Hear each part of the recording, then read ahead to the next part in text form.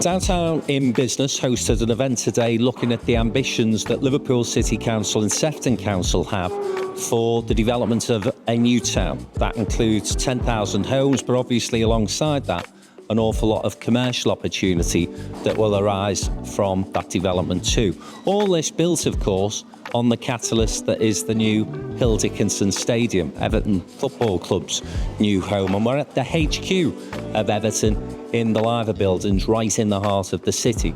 Among other speakers today, we heard from Liam Robinson, the leader of Liverpool City Council, and Marion Atkinson, who is the boss at Sefton. What we hope today's discussion will lead to is obviously interest from the private sector in terms of the opportunities that may arise from this particular development.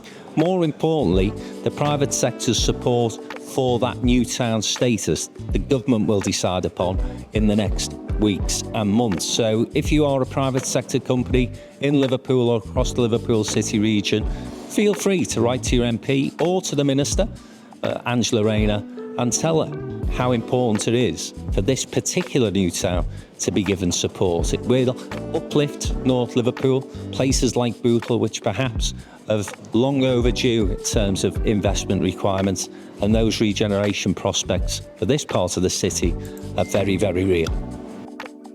It's one of the government initiatives that's come through, but I think I've said already, we're ahead of the game with this. We've started already. We've got our fantastic Salt and Tar venue, Bootle Strand. So the ambition is massive between ourselves and Liverpool, and it's great to be working with our close neighbours. I think certainly ourselves at Liverpool City Council, working with our good friends at Sefton Council and with the backing of Steve Rotherham as our mayor and the whole of the combined authority, we think the ability to deliver 10,000 brand new homes on brownfield sites from the edge of the city centre all the way up to Bootle is a huge regeneration opportunity, not just for the city and the region, but ultimately one of the most exciting regen projects you'll find anywhere in the UK. We've got a really ambitious growth programme in Sefton, starting, as you say, from Southport right the way down along the coast. And then obviously, coming into Bootle, we bought the Strand in 2017. So it's always been an ambition for us, but regeneration key, community regeneration right at the heart of it. Partnership has to be key to all of this. It can't be something that's solely left to local authorities, and it's great how we've got things like housing providers on board, we've got the colleges on board, we've got the football clubs on board as real key anchor institutions and businesses in the north of the city and the wider city region. But obviously we want to add to that, and we want to make sure kind of all of the private sector, and particularly the development community, are at the height of this conversation, because they are going to be key in how we deliver this over the next decade. We purchased the Strand, as I say, in 2017, but we always had faith. We knew that Bramley Moor, Hill Dickinson was going to be built, so we worked backwards from that.